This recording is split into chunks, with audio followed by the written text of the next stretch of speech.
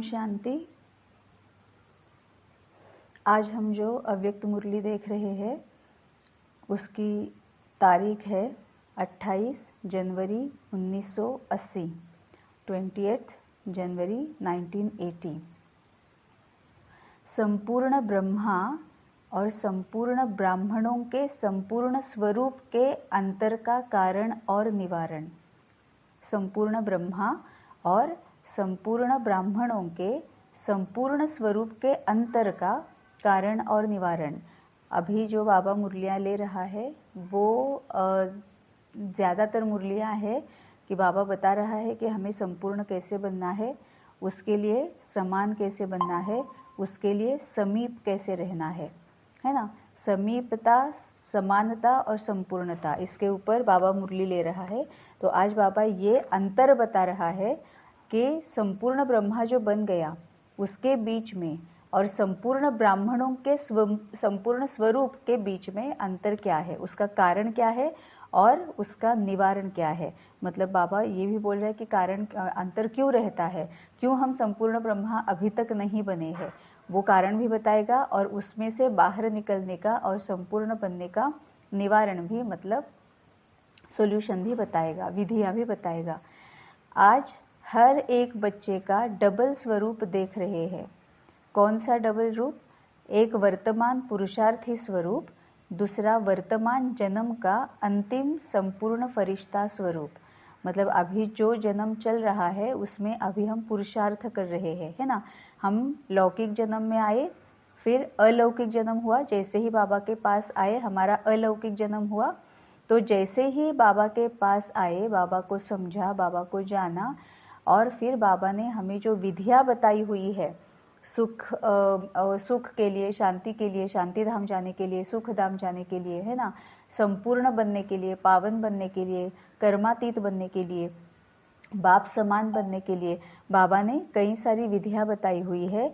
उन विधियों को फॉलो करना मतलब पुरुषार्थ करना, है ना।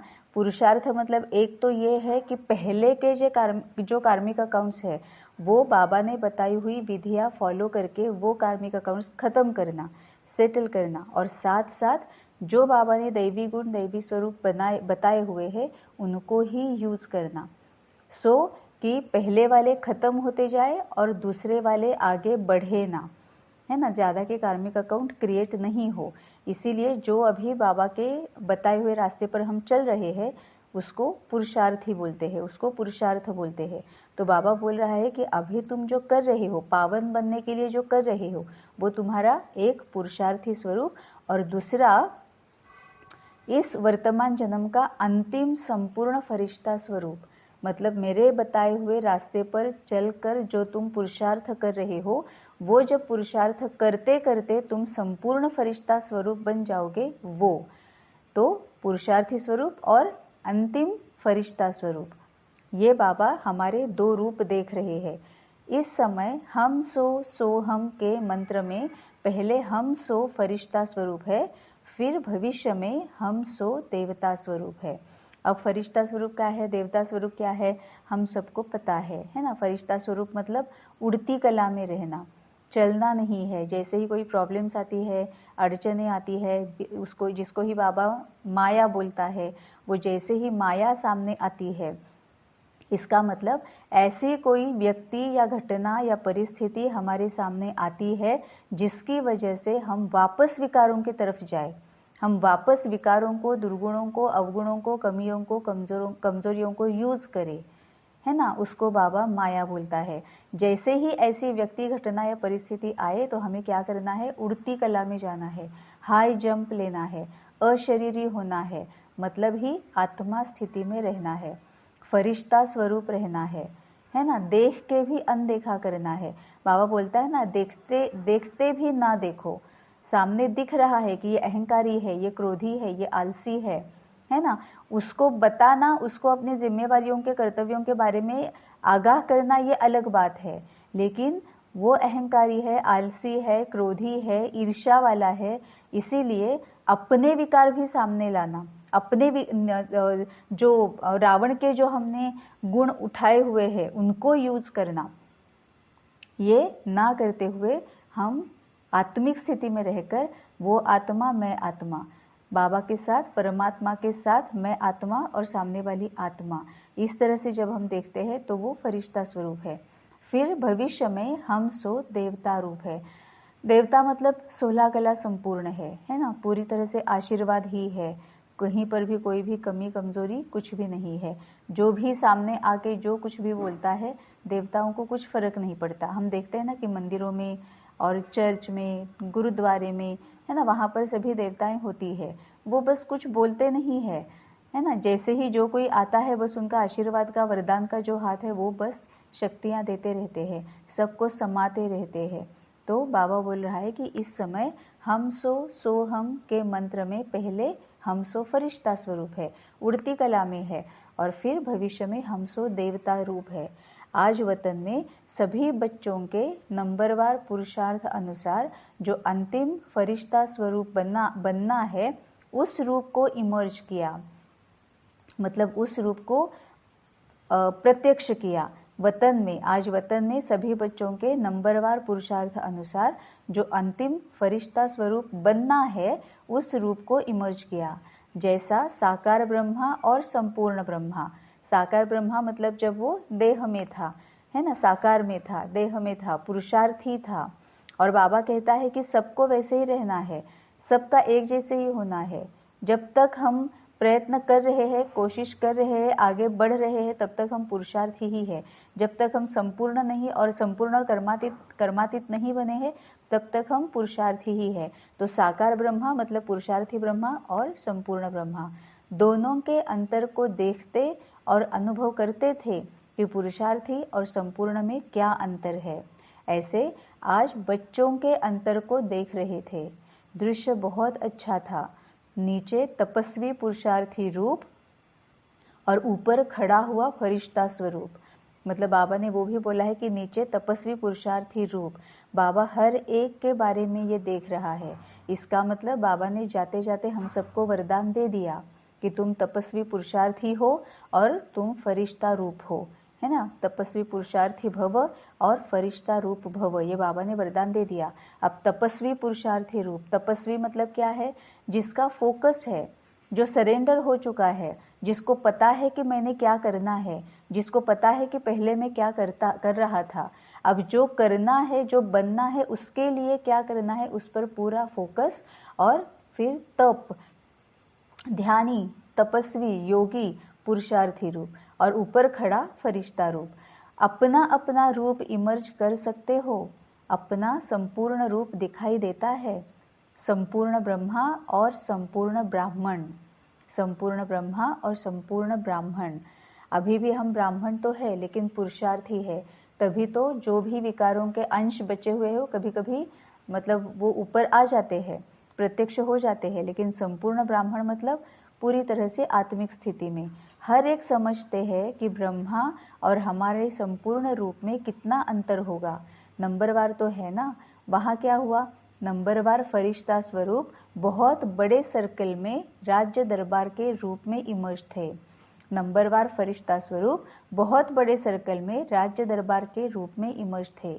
लाइट के शेड में अंतर था, लाइट के शेड में अंतर था। आत्मा मतलब क्या है? ये किरण ही निकल रही है ना, हमारे जो 7 चक्र है, या फिर वो जो हमारी जो आत्मा है, उसमें वो चमकता हुआ पॉइंट ऑफ लाइट है ना। ये 7 चक्र जो है वो भी एक एक चक्र को एक एक कलर है, उसमें से वो रंग की किरणें निकल रही है ना। और ये हमें कैसे पता चलता है कि जब हम ऑरा स्कैन करते हैं, ऑरा स्कैन में ये सब कुछ दिख जाता है कि हर एक चक्र से लाइट निकल रही है, रेड कलर की, ऑरेंज कलर की, येलो कलर की, ग्रीन कलर की, लाइट ब्लू कलर की, इंडिगो कलर की, है ना, वायलेट कलर की। ये सभी चक्रों से ये कलर्स की, रंग की किरणें निकल रही है। तो किसी का थोड़ा सा जो एक ब्राइटनेस जो होता है, शाइनिंग जो होता है, वो थोड़ा सा कम ज़्यादा था, तो लाइट के शेड में अंतर था। अब आत्मा में भी बाबा बोलता है ना कि कोई आत्मा को बाबा काली बोलता है, कोई आत्मा को बाबा गोरी बोलता है ना। तो लाइट के भी शेड है। जितना हम प्योरिटी की तरफ जाएंगे, जितना हम प्योर होते जाएंगे, उतना वो ब्राइट शाइनिंग वाइट होगी आत्मा, है ना। और जब तक हम में विकार है, जब तक हम में दुर्गुण, कमियां, कमजोरियां हैं, तब तक वो काली रहेगी, ग्रे रहेगी, शेड होगी उसमें। तो लाइट के शेड में अंतर था। कोई विशेष चमकता हुआ रूप था, कोई मध्यम प्रकाश रूप था, लेकिन विशेष अंतर मस्तक के बीच चमकती हुई मणि के रूप में आत्मा का था। किसी की चमक और लाइट का विस्तार, अर्थात लाइट फैली हुई ज्यादा थी। किसी की चमकती हुई लाइट थी लेकिन फैली हुई नहीं थी। इसको ही बाबा क्या बोलता है, क्या एग्जाम्पल देता है, खुशबू, आत्मा की खुशबू बोलता है ना, कि जितना हम प्योर होते जाएंगे, बाबा के साथ रहेंगे, बाबा के समान हो जाएंगे, उतना वो लाइट जो है वो बढ़ती जाएगी। तो किसी की चमकती हुई लाइट थी लेकिन फैली हुई नहीं थी, किसी की लाइट ही कम थी। बाप दादा ने सब बच्चों के अंतर को चेक किया तो देखा यंत्र की स्पीड तेज है। पुरुषार्थी और संपूर्णता दोनों की समानता का अंतर भी ज्यादा दिखाई दिया। पुरुषार्थी और संपूर्णता दोनों की समानता का अंतर भी ज्यादा दिखाई दिया। जैसे विज्ञान के यंत्र की स्पीड तेज है, वैसे समानता के पुरुषार्थ की स्पीड उससे कम थी। मतलब अभी भी हम बहुत कम स्पीड पर चल रहे हैं, जिसकी वजह से हम बाप समान बनने में बहुत देर हो रही है ना। तो फिर सिर्फ ग्रहण नहीं, गुण ग्रहण करो। अब ये बाबा ने यहाँ तक तो बोल दिया कि किसी का कम लाइट है, किसी का ज़्यादा लाइट है ना, और फिर ये सब बाबा ने बता दिया। अब बाबा बोल रहा है कि अब स्पीड बढ़ाने के लिए, बाप समान बनने के लिए, संपूर्ण ब्राह्मण बनने के लिए हमें क्या करना है। तो एक ही सेंटेंस में बाबा ने बता दिया, सिर्फ ग्रहण नहीं, गुण ग्रहण करो। बाप दादा की रिजल्ट के ऊपर रूह रिहान चली कि इतना अंतर क्यों। बाप दादा की रिजल्ट के ऊपर रूह रिहान चली कि इतना अंतर क्यों। ब्रह्मा बाप बोले मेरे सभी बच्चे नॉलेजफुल है। शिव बाप बोले नॉलेजफुल के साथ त्रिकालदर्शी भी है। अब त्रिकालदर्शी मतलब क्या है, पास्ट प्रेजेंट फ्यूचर को जानते हैं। जैसे ही मेरे सामने कुछ दुख आता है, दर्द आता है, कष्ट आता है, अशांति होती है, तो मैं समझ सकती हूँ कि मैंने पीछे क्या किया है, इस वजह से अभी मेरे वर्तमान में मेरे सामने क्या आया है, और अगर मैं भविष्य में ये नहीं चाहती हूँ तो उसके लिए मुझे क्या करना है। वो मैं अगर बाबा के बताए हुई विधियां करती हूँ तो भविष्य में मुझे क्या मिलने वाला है। तो हम पूरी तरह से त्रिकालदर्शी है। हम अपने बारे में भी जानते हैं और औरों के बारे में भी जानते हैं ना। कोई भी अगर हमें उनका दुखड़ा सुनाता है, कोई कंप्लेंट करता है, कोई प्रॉब्लम्स या इश्यूज के बारे में बताता है, इमीडिएटली अब हमें समझ में आ जाता है कि ये किस कर्मा के परिणाम है और उसके लिए बाबा ने विधियां क्या बताई है ना। तभी बाबा बोल रहा है, ब्रह्मा बाबा ने बोला मेरे सभी बच्चे नॉलेजफुल है। शिव बाबा ने बोला नॉलेजफुल के साथ साथ त्रिकालदर्शी भी है, समझने और समझाने में बहुत होशियार है, खुद भी समझते हैं, औरों को भी समझा सकते हैं। बाप को फॉलो करने में भी होशियार है, इन्वेंटर भी हो गए हैं, क्रिएटर भी हो गए हैं। बाकी क्या रह गया, अब इन्वेंटर हो रहे हैं, मतलब खुद समझते हैं और अपना अपना मतलब बाहर से इंफॉर्मेशन मिलती है ना। बाहर से जो कुछ भी मिलता है वो इंफॉर्मेशन है। हम जिसके ऊपर अब जो इंफॉर्मेशन मिली है उसमें से किन पॉइंट्स पर हम खुद सोचते हैं, मंथन करते हैं, चिंतन करते हैं, बाबा के साथ बात करते हैं, वो होता है हमारे लिए नॉलेज बन जाती है ना। बाहर से जो कुछ भी आता है वो इन्फॉर्मेशन होती है, जिस पर उनमें से जिस पर हम सोचते हैं वो हमारे लिए नॉलेज बन जाती है। उसमें से जो कुछ भी हम डे टू डे लाइफ में धारणा करके यूज करते हैं, हम एक्शन में लाते हैं, वो हमारे लिए विजडम हो जाता है। समझ चाहिए ना कि कहाँ पर मुझे कौन सी नॉलेज की पॉइंट यूज करनी है, वो समझ चाहिए, वो होशियारी चाहिए। तो जब हम ये नॉलेज की पॉइंट्स यूज करते हैं कि अगर सामने क्रोधी आत्मा है तो मुझे क्रोधी नहीं बनना है, मुझे उसको पहले सकाश देनी है, उसमें शक्तियां भरनी है कि उसका भी क्रोध शांत हो जाए, है ना। ये नॉलेज मैंने यूज की तो वो मेरे लिए विजडम बनी, और वो अगर काम करती है, इफ इट वर्क्स, वो अगर काम करती है तो मेरे लिए वो ट्रुथ बन गया, है ना। तभी बाबा बोलता है कि तुम खुद पढ़ाई करो। जब तक तुम खुद पढ़ाई नहीं करोगे तब तक तुम्हारे लिए क्या सही है, तुम्हारे लिए इसमें से क्या और कैसे एप्लीकेबल होगा, इम्प्लीमेंट कहाँ कैसे करना है, कब करना है, ये तुम जान सकते हो, है ना, एक इसका सुना, उसका सुना, उसका सुना, हम अगर सिर्फ सुनते ही रहेंगे तो वो उनका इंटरप्रिटेशन है, उन्होंने क्या समझा वो बोला है, उनके लिए क्या सही रहा वो उन्होंने बताया है। लेकिन उनका सुनने के बाद बाबा के साथ बात करके मेरे लिए इसमें से क्या एप्लीकेबल होगा, मेरे लिए क्या सही होगा, ये हमें खुद देखना चाहिए, है ना। तभी बाबा बोलता है कि ये बच्चे समझते हैं, दूसरों का सुनते हैं, मेरे साथ क्रॉस चेक करते हैं, फिर अपने ऊपर अप्लाई करते हैं।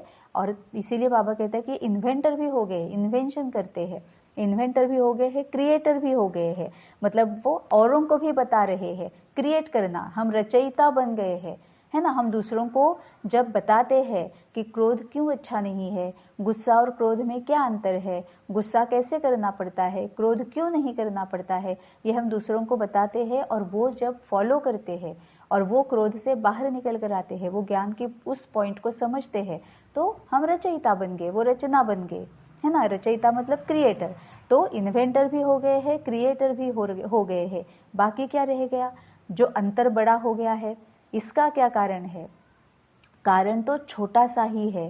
ब्रह्मा बाप बोले बच्चों की ग्रहण करने की शक्ति बहुत तेज है, इसीलिए ज्ञान, गुण और शक्तियों को ग्रहण करने के साथ साथ दूसरों की कमजोरियों को भी ग्रहण करने की शक्ति तेज है। ब्रह्मा बाबा ने कितना प्यार से बोला है, देखा कि ब्रह्मा बाबा ने बोला कि बच्चों की ग्रहण करने की, समझने की शक्ति बहुत तेज है, इसीलिए ज्ञान को, गुण को और शक्तियों को ग्रहण करते हैं, है ना। बाबा जो कुछ भी ज्ञान देता है हमें समझ में आ जाता है, हम ग्रहण करते हैं, गुणों को ग्रहण करते हैं, शक्तियां लेते हैं, शक्तियों को ग्रहण करते हैं, लेकिन इसके साथ साथ दूसरों की कमजोरियों को भी ग्रहण करने की शक्ति तेज है। यही पर बाबा बोलता है ना, वो हंस की बाबा एग्जाम्पल देता है कि तुम्हें मोती चुगने हैं या पत्थर चुगने हैं, दूध चुगना है या पानी चुगना है, पीना दूध है या पानी है ना। परखने की शक्ति कि मुझे क्या ग्रहण करना है, मुझे क्या फॉलो करना है। अगर मेरे साथ कोई रह रहा है, बाबा ने एक बार एक मुरली में अभी पिछले हफ्ते एक एग्जाम्पल दिया था ना, कि जिसके साथ में हम रहते हैं, है ना, जिसके संपर्क में हम ज्यादा रहते हैं, उसके समान बनते हैं हम। तो यहाँ तो बाबा के साथ रहने की वजह से, बाबा के संपर्क में रहने की वजह से, बाबा के समीप रहने की वजह से ज्ञान, गुण और शक्तियों को भी ग्रहण कर रहे हैं, लेकिन जो हमारे साथ है लौकिक में, उनके साथ भी रहने की वजह से उनकी विकारों को भी हम ग्रहण कर रहे हैं। तो इसीलिए बच्चों की ग्रहण करने की शक्ति बहुत तेज है, इसीलिए ज्ञान, गुण और शक्तियों को ग्रहण करने के साथ साथ दूसरों की कमजोरियों को भी ग्रहण करने की शक्ति तेज है। ग्रहण करने की शक्ति के आगे गुणग्राहक शब्द भूल जाते हैं, ग्रहण करने की शक्ति के आगे गुणग्राहक शब्द भूल जाता है। इसमें भी, इस पर गुणग्राहक, इस पर भी बाबा ने बहुत मुरलियों में बहुत कुछ बताया है ना, कि अगर किसी को देखो तो उनके गुणों को देखो और उनके गुणों को ही ग्रहण करो, है ना। किसी अवगुणों को, दुर्गुणों को देखना भी नहीं, है ना। इसीलिए अच्छाई के साथ कमजोरियां भी साथ में ग्रहण कर लेते हैं। और फिर क्या करते हैं, फिर एक खेल वहां इमर्ज हुआ मतलब प्रत्यक्ष हुआ, फिर एक खेल वहां इमर्ज हुआ, जो यहाँ आपकी प्रदर्शनियों में एक चित्र भी है। आपका चित्र दूसरे लक्ष्य से है, लेकिन रूपरेखा वही है। वह चित्र है शांति का दाता कौन। ऐसी रूपरेखा से कुछ बच्चे इमर्ज हुए। फिर क्या हुआ, कोई एक कमजोरी की बात पहले नंबर में खड़े हुए बच्चे को सुनाई गई कि यह बात तीव्र पुरुषार्थ के हिसाब से ठीक नहीं है। मतलब वहां पर खेल क्या हुआ, कोई एक कमजोरी की बात पहले नंबर में खड़े हुए बच्चे को सुनाई गई कि यह बात तीव्र पुरुषार्थ के हिसाब से ठीक नहीं है। तो क्या हुआ, उसने इशारा किया दूसरे की तरफ कि यह मेरी बात नहीं है, लेकिन इनकी बात है। दूसरे ने कहा, तीसरे ने भी ऐसे ही किया, तब मैंने किया। चौथे ने कहा कि यह तो महारथी भी करते हैं। पांचवे ने कहा कि ऐसे संपूर्ण कौन बना है। छठे ने कहा, अरे यह तो होता ही है।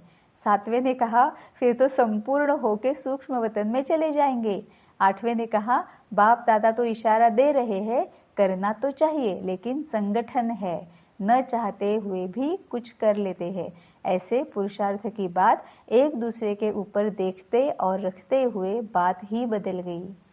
मतलब यहाँ पर बाबा ने बताया कि हम क्या करते हैं कि 7-8 अगर बच्चे सामने हैं तो किसी को एक उनके कमज़ोरी की बात बताई कि तुम ना बहुत ज़्यादा ईर्ष्या करते हो, तो फिर उसने क्या किया, दूसरे के ऊपर ये कर दिया, मतलब वो दूसरे को पॉइंट आउट किया, ये किया, दूसरे की तरफ इशारा किया कि ये मेरी बात नहीं है, ये इनकी बात है। उसने तीसरे की तरफ कि ये कर रहा था ना इसीलिए मैंने किया, फिर चौथे की तरफ, और चौथे ने तो क्या बोला, महारथी भी करते हैं, है ना, तो हम गलत करें तो क्या है, महारथी भी करते हैं। पांचवे ने कहा कि ऐसे कौन संपूर्ण बना है, छठे ने कहा ये तो होता ही रहता है।